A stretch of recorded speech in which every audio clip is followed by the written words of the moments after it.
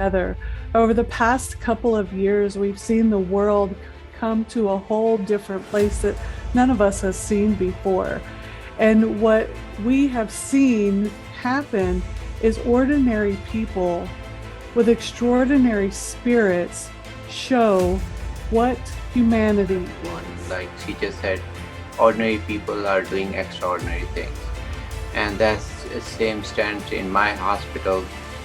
People who are cleaning and making sure the hospital is ready for next patient is a lot. You're still trying to take care of your troops even when you're off duty. And it's sad that we do know people that committed suicide. We do know people that died in wars, and I've been pretty close friends with a few of them. And so I try to go out there especially with the mental health issue, I try to tell them, hey. I decided that I needed to.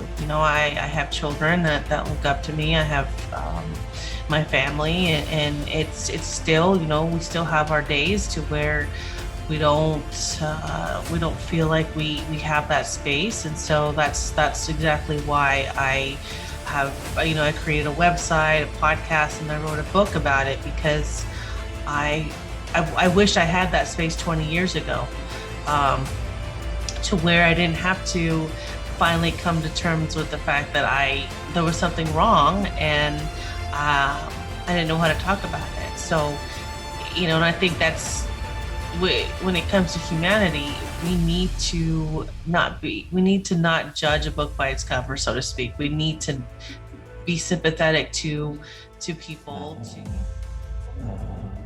Because once it becomes, the climate is completely changed, you will have much more flooding, much more drought, much more, and the region around us are all low-lying area next to the sea, and many of the poorer and less well-equipped community will suffer more significantly than those who have the money to build defenses and so on and so forth.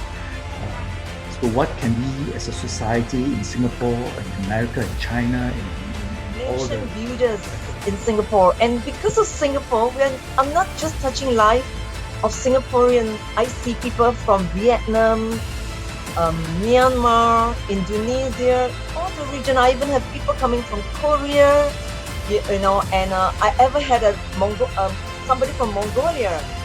Yeah, so what keeps me excited at night, especially during this pandemic time, is I could sense the stress. As you know, in Singapore, we really strive for a lot of to reduce human beings to 3/5, and allows us to see human beings as obstacles and ways to slaughter them, to get past things in the name of progress. The Bible has a concept of what they call Imago Dei, which talk about the image of God. And that makes me think about John Lewis. And when they asked John Lewis, how can he allow the people to do things to him that they did when he was on the Pettus Bridge, and him not to respond? And he just replied, I see the divinity in them. And I think that's interesting, because we don't see everybody, and I love learning from everybody.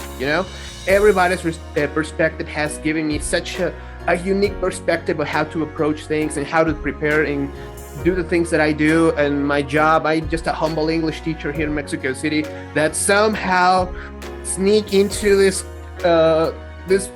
group of people that are so important in their communities, and so big, and their names are just amazing. And I am like, dude, I'm just an English teacher in Mexico. What the hell am I doing here? But I don't know, sharing this perspective from a person like myself, I think I share the situation of being in a humble place. I understand Mexico is not exactly one of the richest countries in the world. I wouldn't say third world country, but actually underdeveloped countries, where it's not seen a problem because it's considered something cultural. Mostly in Asian countries, these women are very poor situation. So my only concern is to get them help, to get them grants, to get them out of the situation, because we never know. This pandemic is going to end, but the problem is a lot of these women are not going to survive. A lot of these women are not going to be even alive after this pandemic because they are in such crucial positions. So yeah, that is my only concern these days, and I wish and I pray And just that to say thanks to all the veterans, Ralph, Annette, and CJ yourself, and also Dr. Moby at the front line, and also Mr. Idilio, the Singapore architect of the economy and education system, wonderful teacher, Professor Ko, and Professor Miguel from Mexico, and Jamil, the community leader, and Dr. Ayman also at the front line, and thank the work for the women. And I'm going to share this video to the